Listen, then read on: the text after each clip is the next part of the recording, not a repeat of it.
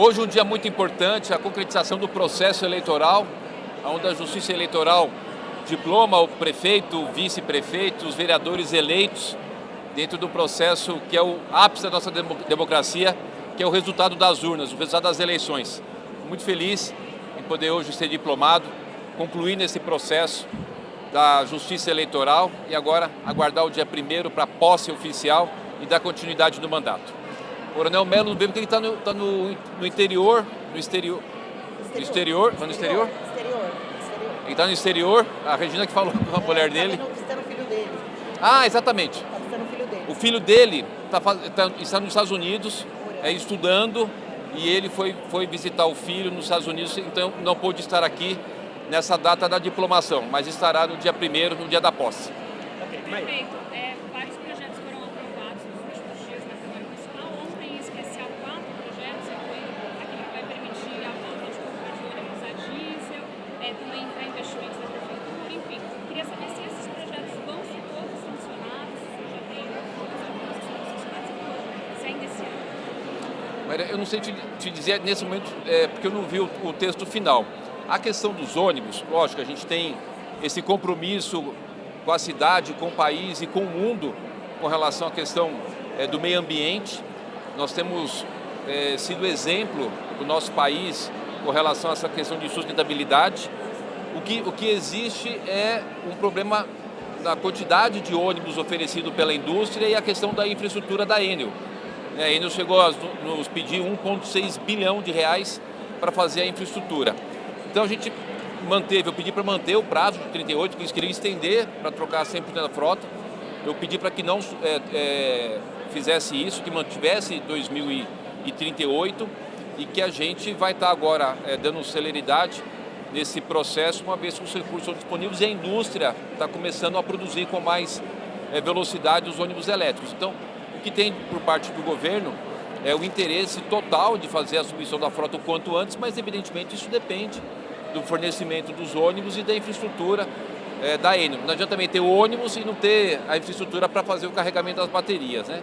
Então, o que tem de parte do governo é essa vontade, esse desejo de se fazer a substituição, mas obviamente precisa adequar com aquilo. Não adianta você exigir algo, por exemplo, tinha uma data 2028 para trocar 50%. Não que eu não queira, é que realmente não teremos 6 mil ônibus produzidos até 2028. Então, às vezes fica com algo utópico e é muito melhor a gente tratar com a realidade do que ficar dentro de um contexto de utopia. Foi flexibilizado até essa possibilidade de voltar a comprar ônibus a diesel que estava previsto desde 2022? Olha, a gente não tem muitas outras opções que não seja o ônibus a diesel e tem a questão do prazo contratual de 10 anos. Nós já estamos com 2 anos com ônibus, alguns ônibus que venceram o prazo de 10 anos e não foi possível substituir porque a gente proibiu a diesel e a gente exigiu que fosse o não poluente que só tem hoje o ônibus elétrico e a indústria não tem e a Enel não coloca infraestrutura. Então a gente está no processo de mudança que a gente vai ter que fazer essas adequações. Uma coisa que eu pedi para abrir no projeto é a questão dos ônibus a gás, que ele é híbrido, então ele vai ter 18% de uso de fóssil, mas é possível melhorar muito a questão do meio ambiente fazendo a gás e a gente tem todas as garagens que fornecem os ônibus para a prefeitura, que tem a concessão, você tem a menos de 5 quilômetros uma rede da Comgás. Então a gente está vendo possibilidades possíveis para poder atender a nossa necessidade de diminuir o número de poluentes, né, no nosso ar, na atmosfera, mas dentro da realidade. Então, quando a gente não dá uma abertura para ter o ônibus a diesel, a gente teria que manter o ônibus acima de 10 anos. Essa é a grande dinâmica. A gente troca 1.000 ônibus por ano. Dos 12 mil ônibus, 1.000 ônibus por ano completam 10 anos e aí vai ter que ir trocando.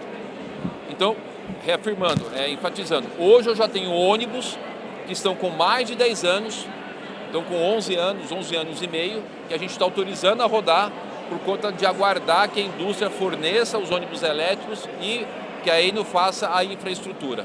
Então, dentro desse dilema, dessa questão da falta de ônibus da indústria e da falta de infraestrutura da Enel, a gente está dando uma ajustada, mas o que está escrito lá é que a gente vai poder permitir a diesel mas com a prioridade do elétrico. Se tiver elétrico disponível, eu não vou autorizar a empresa a comprar o a diesel. Né? Se a gente tiver o ônibus menos poluente disponível, nós não vamos autorizar a empresa a substituir por ônibus a diesel, lembrando dessa questão contratual dos 10 anos que o ônibus tem para circular. Em relação à votação de ontem, teve a emenda do PSIL lá, que libera os shows para passar o Decibéis? E a mudança de zoneamento do Parque de Rua. Isso tudo é prioridade, você vai votar, eu sei que teve uma confusão ontem. Não. Por que esses projetos foram colocados no PL da FIA? São 27 emendas no total. Essas 27 emendas dentro de uma alteração conhecida mudam o zonamento em vários pontos da cidade de maneira sem diálogo anteriormente. Vamos lá. A chance de sanção disso ser aprovada É muito pequena. Só para a gente poder dar uma alinhada. São dois projetos distintos, BDE e zoneamento. Né?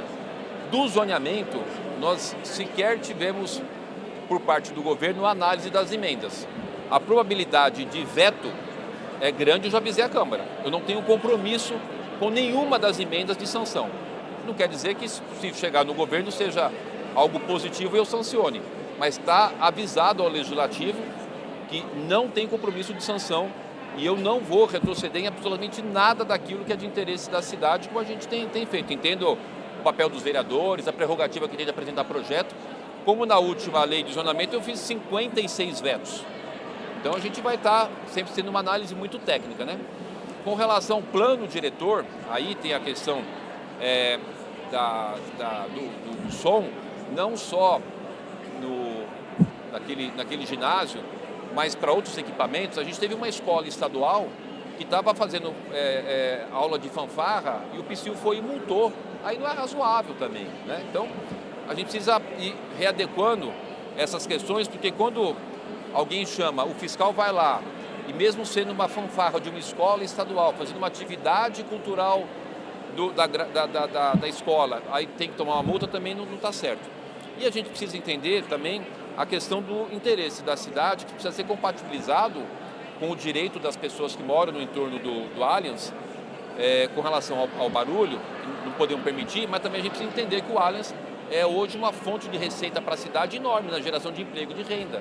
Né? A quantidade de eventos que tem, que precisa compatibilizar esse interesse da cidade de ter um equipamento que gere emprego e renda para a cidade e o direito dos vizinhos de poderem ter o seu sossego. Então, é uma proposta que está feita lá, mas desde que a prefeitura autorize, né? Desde que a prefeitura atenda às normas da ABNT. Então é só para compatibilizar todos os interesses. Só? Mais alguma questão, gente? A inflação foi de 32% nesse período. Eu estou 4 anos sem fazer a correção do transporte num esforço grande com relação à questão de incentivar o transporte coletivo e desincentivar o transporte individual. Tem um agravante nesse processo, que estão hoje em todos os jornais, ontem, que é a questão da economia do país. Quando você tem um dólar explodindo a mais de 6, isso impacta no diesel. Quando você tem uma inflação que vai ser acima da meta, a gente tem problemas com relação à questão da tarifa e de manter o transporte. Então, o que a nossa equipe está analisando hoje, com muito detalhe, são essas ruins sinalizações do mercado com relação a 2025, da inflação e o aumento do dólar. Se a economia tivesse melhor e não tivesse risco de inflação, eu poderia até bater o martelo aqui que não teria aumento de tarifa, mas com esse cenário econômico nacional tão ruim e que a gente tem visto por todos os analistas que não deve ser bom, a gente precisa ter uma situação que eu não corro o risco de tirar dinheiro da educação, da habitação para levar para o transporte. Então, com certeza não terá aumento real, em hipótese alguma. Recuperação da inflação, reposição da inflação, não será 32. Né? Se a gente, por acaso, eu ainda estou no esforço de manter a tarifa congelada, sem ter aumento de 4,40, mas se por acaso não conseguir, será bem menor, inclusive da reposição da inflação bem a menos de 32%. É um percentual que você considera o teto aqui? É que a conta que a gente faz é diferente. Qual que é a expectativa que eu vou ter de receita e de despesa para o ano vindouro? E eu tenho no orçamento 6,2 bilhões já reservado, está no orçamento reservado 6,2 bi para o subsídio da tarifa, mas a gente precisa ver se durante o processo, porque a gente não tem aumento de tarifa no meio do ano. Então eu tenho que fazer uma previsão meio que futurista. Né? O medo hoje, qual que é o medo hoje? É explodir a inflação e a gente colapsar o sistema de transporte. Seria associar, seria fazer a mesma tarifa que aumentou hoje, que a inflação do metrô aumentou, desde a teve aumentado e o senhor manteve. Seria equiparar 5 reais? É que não dá, Giba, não dá para fazer essa conta. Se eu aumentar em 5, deve dar 12, 14%, né? Sei lá, que estou aqui de cabeça. Mas é que a questão não é tanto essa. A questão é o seguinte, o quanto que eu tenho de recurso que eu posso usar durante 2025, né, e o quanto que o sistema vai encarecer, porque com a inflação sem controle vai encarecer. Eu não quero chegar no meio do ano e ter que tirar dinheiro da saúde e educação. A conta é essa. Não tem outra conta que a minha equipe toda não está concentrada. Aí ontem tinha um cenário, antes de ontem. Ontem o dólar passou para 6,26. Aí caramba. Então esse momento agora de entender como é que vai se comportar a economia no ano que vem é o que mais está impactando a nossa decisão. Se a gente consegue manter congelado, que eu acho difícil por esse cenário, sendo muito honesto, com dólar mais de 6 e o diesel, que é um grande componente do custo do transporte coletivo, ele acompanha o dólar, a inflação acompanha o dissídio, acompanha os demais itens com relação ao custeio desse sistema. Então é o que a gente está ali no exercício enorme de entender como vai se comportar para eu não ter que durante o ano, né, tirar dinheiro de outras áreas e prejudicar a saúde e a educação. Essa é a nossa maior missão hoje, de poder fazer algo que atenda o interesse da cidade, nosso interesse em incentivar o transporte coletivo e que não coloque em risco as outras áreas da Mas prefeitura. pode ficar mais cara que R$5? Pode subir mais do que R$5? Eu não teria como te falar isso agora aqui. Eu acho que a probabilidade é muito pequena, é bem pequena. Está sendo conversado com o governador também? Ele também pode decidir. Não, eu tenho falado com o Tarcísio sobre todos os temas, né? O que ele tem falado também é que ele está num grande trabalho de expansão do metrô, que ele vai ter em 2026 54 quilômetros de extensão, né? Então hoje tem 104 quilômetros, ele vai ter mais o dobro do que tem hoje de metrô na cidade em obra, e que ele não pode colocar isso em risco, além desses itens que eu te falei, né? No caso dele não tem a questão do diesel, que impacta muito para mim. Tem outros itens, como por exemplo o investimento, porque o metrô ele era dependente, agora se tornou independente, e ele quer manter a companhia sem depender, né, financeiramente do Estado, e garantir a expansão das linhas, que é uma prioridade dele. Então a gente está assim no momento de fazer essas análises. Semana que vem eu tenho prazo, eu preciso comunicar a Câmara com 5 dias de antecedência. Tá na lei orgânica do município, então eu também tenho prazo para poder concluir com a minha equipe. Ok.